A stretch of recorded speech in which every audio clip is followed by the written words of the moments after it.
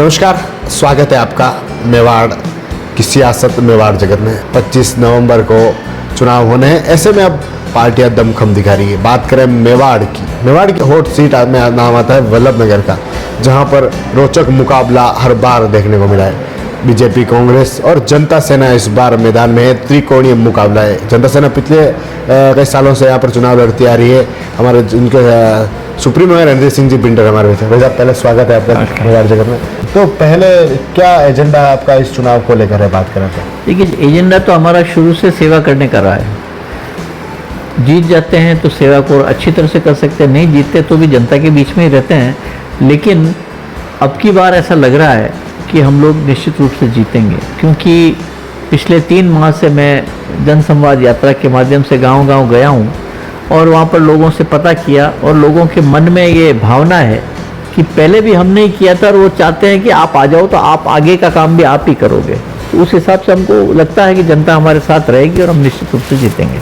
आपके उतरने की चर्चा थी, लेकिन अचानक आपने रानीसा को चुनाव में? नहीं, मेरे उतरने की, मैं एक्चुअली 7 चुनाव लड़ चुका हूँ और कोर कमेटी में हमने डिस्कशन किया और उनको पूछा, मैंने कहा भाई आप में से कोई तैयार होता हो तो उन्होंने कहा था अब की बार तो हम इनको लड़ाना चाहते हैं, आपकी स्वीकृति। मैंने कहा मेरी स्वीकृति की बात नहीं, उनसे पूछना पड़ेगा। तो उन्होंने कहा आपसे पहले पूछा नहीं था, आपको लड़ाया था, तो उनसे भी हम पूछेंगे नहीं, उनको हम तैयार करेंगे। तो वो उनसे गए बात की और फिर तैयार हो गए। तो त्रिकोणीय मुकाबला है भाई साहब इस बार? त्रिकोणीय मुकाबला है। कैसे करेंगे आप इस बार मुकाबला? देखिए, ऐसा है कि कांग्रेस हमारी मेन विपक्षी पार्टी है और कांग्रेस का पिछले 2 साल का कार्यकाल जनता ने देखा है। घोषणाएं बहुत हुई लेकिन काम कम हुए। जो अपन जमीन लेवल पर देखते हैं तो काम इस मामले में बहुत पीछे रह गई कांग्रेस पार्टी। घोषणाएं बहुत की, लोगों के बीच में जाने का जो काम था वो कम हुआ, काम जहाँ हुए वहाँ भ्रष्टाचार बहुत हुआ। तो इस हिसाब से देखा जाए तो कांग्रेस का कोई खास योगदान नहीं रहा। रही बात भारतीय जनता पार्टी की, तो भारतीय जनता पार्टी को अच्छे लोग पसंद नहीं है। हम ये सोचते थे कि लड़ाई अब की बार खत्म हो जाएगी, इसलिए हम लोगों ने भी प्रयास किया कि कुछ बैठ जाए तो भारतीय जनता पार्टी में चला जाए, चाहे हमें नहीं मिले, हिम्मत सिंह जी को टिकट मिल जाए। लेकिन उन्होंने हम दोनों को ही रिजेक्ट करके उदय लाल जी, जो कि आरएलपी में थे और पिछली बार कई बार पार्टियां चेंज करते करते आरएलपी में गए, आरएलपी से वापस भाजपा में आ गए, उनको टिकट दिया है। और वो जातिवादी राजनीति कर रहे हैं, जो कि ठीक नहीं है। हमने कभी वल्लभनगर विधानसभा क्षेत्र में आज तक जातिवादी राजनीति हुई नहीं है, हमने किसी ने नहीं की, कांग्रेस ने भी नहीं की, हमने भी नहीं की। लेकिन पहली बार ये हो रहा है, इसलिए हमारी क्षेत्र की जनता इसके लिए तैयार नहीं है, जातिवादी राजनीति के लिए। इसलिए निश्चित रूप से मुझे लगता है कि हम लोग जीतेंगे। आपके बीजेपी में जाने के कयास थे कई दिनों से, हो सकता है प्रदेश अध्यक्ष सीपी जोशी थे, उनसे बात हुई थी तो वो भी कह रहे थे कि मेरे पास ऐसी कोई बात सामने नहीं आई है। देखिए, ये जो बातें हैं ये आप अखबार वाले ज़्यादा उठाते हो हर बार कि रणधीर सिंह आ रहा है भाजपा में, कभी उनकी पत्नी आ रही है। मुझे खुद को नहीं पता कि कौन मेरे को लेना चाह रहा है और मैं किसके पास जाऊं। हाँ, लेकिन मैं भारतीय जनता पार्टी के सभी नेताओं से मिला था और मैंने प्रयास किया था कि किसी तरह से सेटलमेंट हो जाता है, क्योंकि मेरे साथ जो कार्यकर्ता है वो सभी भारतीय जनता पार्टी के कार्यकर्ता है। सबकी आस है कि हम भारतीय जनता पार्टी के साथ रहें, लेकिन होता ये है कि हम सब भिड़ जाते हैं और कांग्रेस जीत जाती है। तो हमारा ये प्रयास था कि किसी तरह से सब एक होकर के कांग्रेस को हराने का काम करें। लेकिन इस बात की तो खुशी है कि अब की बार चतुष्कोणीय मुकाबला नहीं होकर त्रिकोणीय मुकाबला है, उसमें हमको लगता है कि हम जीत जाएंगे। क्या किस तरह का समर्थन आपको मिल रहा है? समर्थन की बात करें तो समर्थन की बात करें तो लोगों के बीच में हम जब से गए हैं तो लोगों के मन में, मुझे अब की बार तो इस बात की खुशी है कि जिस दिन ये टिकट डिक्लेयर हुआ उसके दूसरे दिन से मेरे कई पुराने साथी जो कई छोड़कर चले गए थे वो हमारे साथ आना चालू हो गए। कांग्रेस पार्टी के बहुत से लोग जो परेशान हो चुके थे वो हमारे साथ आ गए। जैसे आज कुबेर सिंह जी चावड़ा हमारे साथ जुड़े हैं, 11 तारीख को कुंदन सिंह जी आ रहे हैं और दूसरी पार्टियों के लोग भी आ रहे हैं। इसी तरह से हमारे विष्णु जी हैं वर्णी के, वो आए आज, सुखलाल जी है वर्णी के, वो आए आज, और भी रणजीत थे वहाँ पे सुहियाड़ के, वो हमारे साथ आए। तो लोग हमारे साथ आ रहे हैं, इसका मतलब ये है कि उनको लग रहा है कि भविष्य हमारा है। तो निश्चित रूप से हम लोग जीतेंगे। इसका यात्रा भी निकाली थी आपने, तो यात्रा में किस तरह का समाधान आपको हो रहा था? जैसे बात करें, देखो, यात्रा जो निकाली थी वो हम लोग फर्स्ट हैंड नॉलेज लेना चाहते थे कि किसी गांव में कोई समस्या है तो उसके अपने आंखों से देखें तो हमको लगेगा कि क्या काम ज़रूरी है और किस मतलब उसको प्रायोरिटी कितनी देनी चाहिए। तो हमको लगा कि बहुत सी जगह ऐसी है जो मैं एमएलए रहा हूँ 2 बार, लेकिन मुझे भी उन चीज़ों का पता नहीं था। जब गांव में गए तब पता चला यार इस गांव में तो इस चीज़ की ज़रूरत है, और गांव की स्थिति बहुत ख़राब थी बहुत सी जगह। तो उनको हम ठीक करने का प्रयास करेंगे, और लोगों को आशा है क्योंकि उन्होंने मेरा कार्यकाल देखा, 2003 से 8 वाला भी देखा, 13 से 18 वाला भी देखा, तो लोग बागों को आशा है कि इसने पहले भी काम किया, ये और वापस करेंगे। तो उस हिसाब से हमारे साथ लोग जुड़े हैं। प्रीति जी कह रहे हैं कि विकास तो कांग्रेस सरकार ने कराया, पहले कुछ नहीं हुआ। ये तो आपको जनता से पूछना पड़ेगा, क्योंकि देखिए मैं अपनी बड़ाई करूंगा, वो अपनी बड़ाई करे, लेकिन जनता के बीच में आप जाकर पता करोगे तो आपको लगेगा कि मेरा जो 13 और 18 का कार्यकाल था, मैक्सिमम काम तो उसी टाइम पे हुए हैं, और 3 से 8 के बीच में भी खूब काम हुए। इस कार्यकाल में जो हमारे लंबित काम थे वो भी अटके हुए हैं। जैसे कसोटिया बांध का मैं डीपीआर बनवा के गया था, गजेंद्र सिंह जी को कहा था कि भाई इसको आगे बढ़ाना, उन्होंने नहीं बढ़ाया। प्रीति तो बढ़ाने का सवाल ही नहीं उठता है, तो वो काम वैसे का वैसे ही पड़ा है। हमारे यहाँ पे मुख्य समस्या पीने के पानी की, पेयजल की है।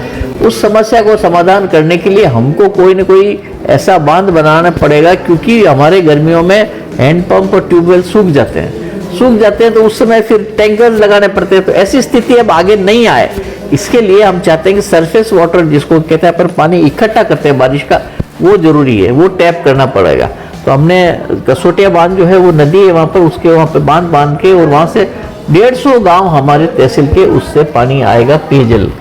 तो वो योजना हमारी है, उससे कभी भी हमको पानी की समस्या नहीं रहेगी। फिर सब आप 2 बार विधायक रहे हैं, लेकिन आज भी मतलब बात करें तो मूलभूत सुविधाओं का आज भी कई जगह ऐसी लोग हैं जहाँ पर मूलभूत सुविधाएं नहीं मिल पाती। क्या कारण क्यों है कि इस तरह सरकार दावे करती है, वादे करती है, लेकिन अभी तक लोग वंचित क्यों हैं? देखिए कुछ चीज़ें ऐसी है जिसमें क्योंकि 70 साल में कुछ नहीं हुआ, अब आप एक्सपेक्ट करते हो मेरे से कि मैं 5 साल में सब कुछ कर दूँ, वो संभव नहीं है, और 5 साल बाद फिर हार जाते हैं, तो इसलिए नहीं हुआ। बाकी देखिए कि हमने 3 तहसीलें बनाई।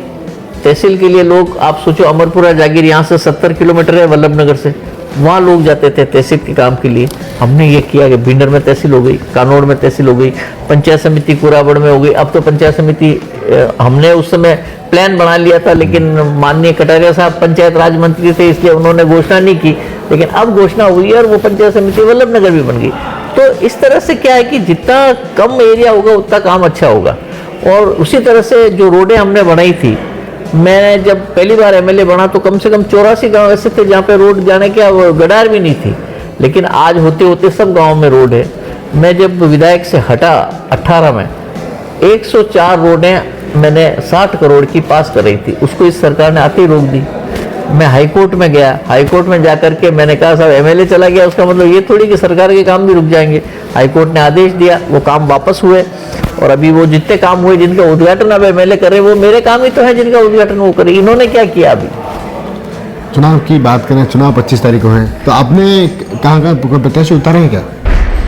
नहीं, प्रत्याशी हम उतारना चाहते थे, लेकिन फिर कार्यकर्ताओं ने ये कहा कि क्योंकि मैंने ये तय किया कि मेरा अंतिम चुनाव है और हम लोग नहीं चाहते कि और इसमें डिस्टर्बेंस हो, तो कार्यकर्ताओं ने कहा हम एक ही जगह अपना पूरा जोर लगाना चाहते हैं, इसलिए अब की बार वल्लभनगर में ही लड़ेंगे। हालांकि समर्थन हमने दिया है, सलूम्बर में भी दुर्गा प्रसाद जी उनको समर्थन दिया है, यहाँ पे कुलदीप सिंह जी को समर्थन दिया है, वहाँ चंद्रभान सिंह जी को, इन सबको समर्थन दिया, लेकिन हमने टिकट नहीं दिया। शहर में भी आपका प्रत्याशी उतरा है? नहीं उतरा, हमारा कोई प्रत्याशी नहीं उतरा शहर में, नहीं उतरा, किसी प्रत्याशी को हमने शहर में नहीं उतारा। बात करें तो ये पानी के अलावा शिक्षा हो, रोजगार हो, इसको लेकर आप क्या सोचते हैं? देखिए के मामले में इस सरकार ने बहुत से घोषणाएं की है, लेकिन आप जाकर के स्कूलों में देखोगे तो कमरे नहीं है, छतें गिर रही है, और बच्चे बहुत मतलब खतरे में जी रहे हैं, और टीचर्स नहीं है। खंबा टूट गया, 2 बच्चे की डेथ हो गई, प्रिंसिपल को सस्पेंड कर दिया। इसमें प्रिंसिपल का क्या दोष है, मुझे बताइए? इस सरकार ने सुविधाएं नहीं दे रखी है। सरकार पैसे खर्च करे तो वो स्कूल अच्छे हो जाएंगे, जो छतें गिर रही है वो रिपेयर हो जाएगी, बच्चे बाहर बैठे हैं पेड़ के नीचे, उनको स्कूलों के लिए कमरे देना चाहिए। हमारे टाइम पे हमने बीएमएफटी फंड से स्कूलों में कमरे दिए थे, हमने आंगनवाड़ी भवन बनाए थे, सब किए थे, लेकिन अभी नहीं है वो स्थिति। अंग्रेजी स्कूल खोल दिए, अंग्रेजी टीचर नहीं है, तो ये स्थितियाँ ऐसी बहुत खराब है। इसी तरह से हॉस्पिटल खोल दिए, लेकिन हॉस्पिटल के नाम पर अभी भी कुराबड़ हम एक दिन गए, वहाँ पे डॉक्टर नहीं, मीठा नीम गए, वहाँ पे डॉक्टर नहीं। तो स्थिति तो ये है, तो उसकी व्यवस्था होनी चाहिए। आज पशु चिकित्सा के लिए डॉक्टरों की कमी है, लगाए नहीं जा रहे हैं, जो लग रहे हैं वो सब दूसरी तरफ लग रहे हैं, हमारे यहाँ पे नहीं लग रहे। तो ये ऐसी बहुत सी चीजें हैं जिनको ठीक करने की जरूरत है, हम करेंगे। भाजपा ने उदयलाल डांगी को प्रत्याशी बनाया है, उसके बाद हेमंत सिंह ने कोई दूसरे पर, भाजपा के जो दूसरे लोग हैं उन पर कई तरह के वसूली के दूसरे तरह के आरोप लगाए थे। उसके बाद अब वो फिर से पानी दिलाकर उदयलाल को समर्थन में चले गए। वो तो इसलिए कि उनको भरोसा नहीं है उदयलाल जी पार्टी में रहेंगे नहीं, क्योंकि पार्टियां बदलते रहते हैं वो।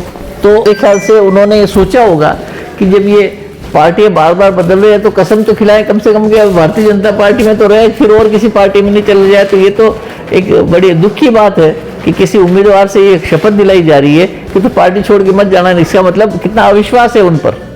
तो कैसे मुकाबला करेंगे भाई साहब आप इस बार? हम मुकाबले की जरूरत नहीं, जनता मुकाबला करेगी। हम तो लगे हुए हैं, जनता हमारे साथ है। कितना विश्वास है आपको इस बार? हमको 100% विश्वास है आपकी बार जीतेंगे। कुंदन सिंह और कुबेर सिंह दोनों आपके समर्थन में हैं। हाँ, और भी कई लोग आ रहे हैं, और भी कई लोग आ रहे हैं। मुद्दों की बात करें, ऐसे 5 काम जो अब होने चाहिए वल्लभ नगर में बात करें तो?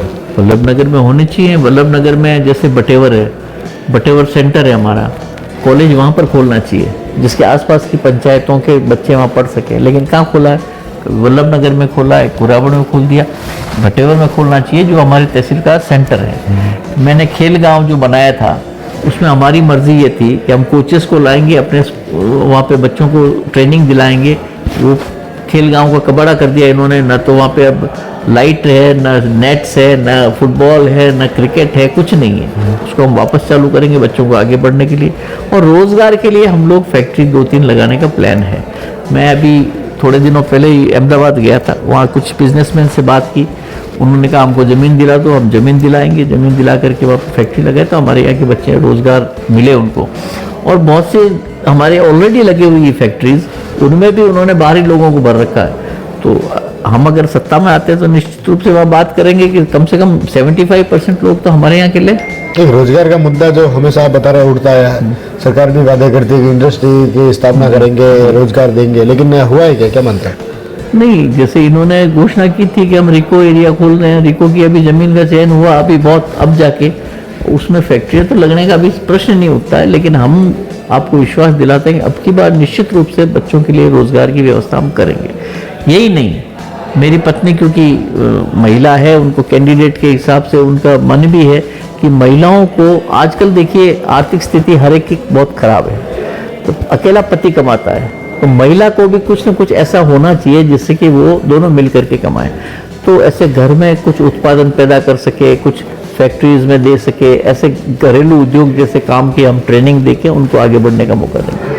तो ये थे रणधीर सिंह जी बिंडर, जो जनता सेना के सुप्रीमो हैं। साफ तौर से कह रहे हैं कि जनता का पूरी तरह से इन्हें समर्थन मिल रहा है। जिस तरह से जो पार्टियों में उथल पुथल चली है उनको लेकर भी इन्होंने कहा है कि जिस तरह से जो जाने के हकदार थे, जो टिकट के हकदार थे, उन्हें टिकट मिलना चाहिए था। अजीज डांगी।